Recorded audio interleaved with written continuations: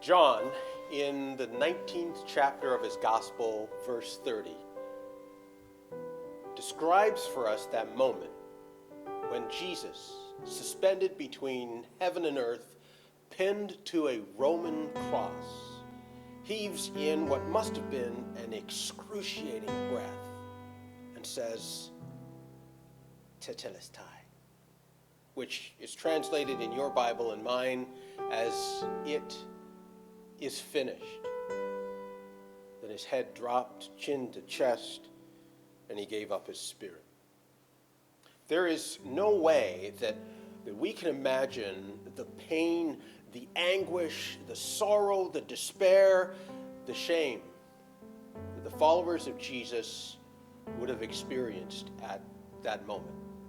See, they had believed, they had gone all in. They had not just hoped, they had believed that Jesus was the one who would push back Rome and reestablish King David's throne and kingdom. And now, it's finished. They had gone all in. The fishermen, Peter, Andrew, James, John, on the day of the greatest catch of their entire lives, nets breaking, boats sinking. You can imagine them having heaved this net onto the shore, only to have Jesus come and say, "Follow me." And without hesitation, they had turned to their friends, their family, their loved ones, and left it all and followed Jesus. Even the mama of James and John had come to Jesus on her knees, begging him, "Lord, grant me this request, that when you come into your kingdom, my boys would sit one on the left and one on the right when you sit on your throne." Matthew, the tax collector, not the most honorable occupation for a young Jewish man, but a lucrative one, sitting at his tax collector's table when Jesus had come and said, "Matthew, follow me." And without hesitation, he had gotten up and followed Jesus, leaving it all behind. Philip, Bartholomew, Thaddeus, Thomas, all of them. On one occasion, Peter, in a conversation with Jesus on what it means to be committed, had said, "Jesus, we gave up everything to follow you." We gave up everything. They had believed. Oh, there were others who followed Jesus as well, the crowd in the thousands, especially when he performed miracles. Opened blind eyes, unstopped deaf ears, lips that had never spoken were now singing praise, limbs that had never walked were now healthy and functioning. He healed the leper, he cast out demons, he raised the dead. He raised the dead. People were beginning to openly whisper, Could this be John the Baptist raised to life again? Others said, no. Remember Elijah taken up in a chariot of fire? This is Elijah returned. Others said, no, Jeremiah. But they all acknowledged that when he spoke, the very power of God was contained in his words. At one point, they wanted to take Jesus and make him a king by force. Jesus would pull his disciples aside and ask them, I know what the crowd is saying, but what do you say about me? And Peter, no doubt, with a great deal of confidence, had answered, "You are the Christ of God." Even when the crowds had abandoned Jesus, and Jesus turns to the 12 and says, "And you, will you leave off from following me as well?" They had answered, "Where else can we go? You alone have the words of life, and we do believe and are convinced that you are the Messiah." We believe and are convinced. We believe and know it. You are the Christ of God.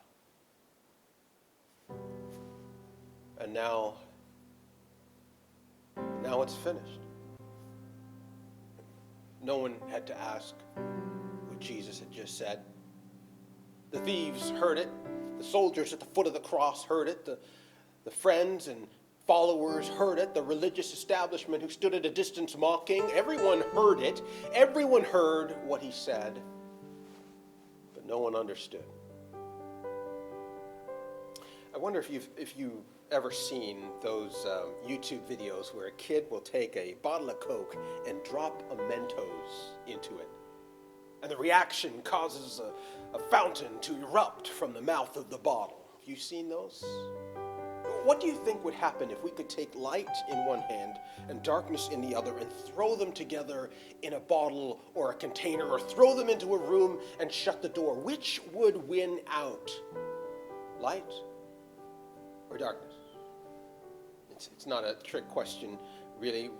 We've all been in a darkened room or in a closet and flicked the switch and seen the light come on. It happens every morning when the sun rises. Put light and darkness next to each other, and light will annihilate the darkness every time. This is the eternal dilemma of a holy God who is pure light and life and holy, who loves us desperately.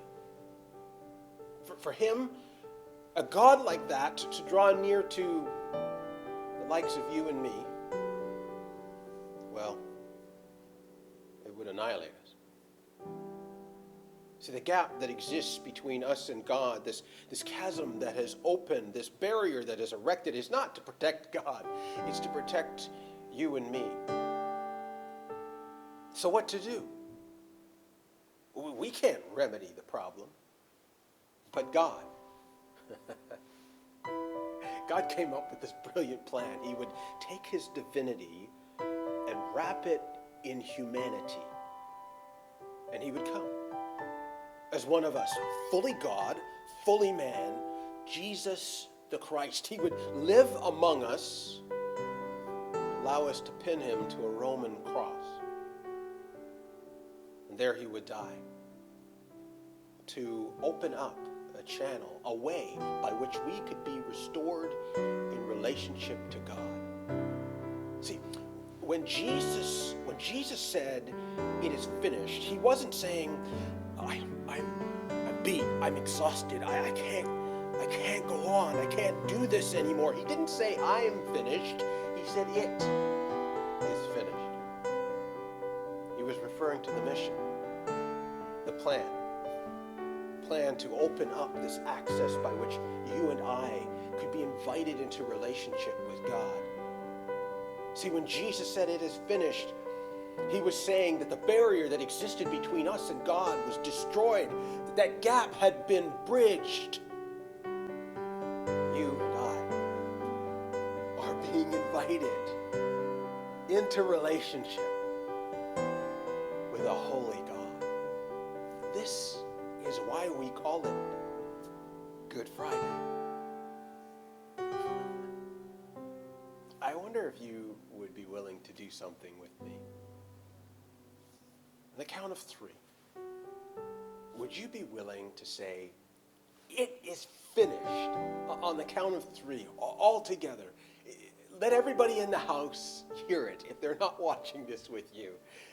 Would you do that with me on the count of 3? Here we go. 1, 2, 3. It is finished. You and I are being invited into relationship with a holy God who loves us. It's Good Friday.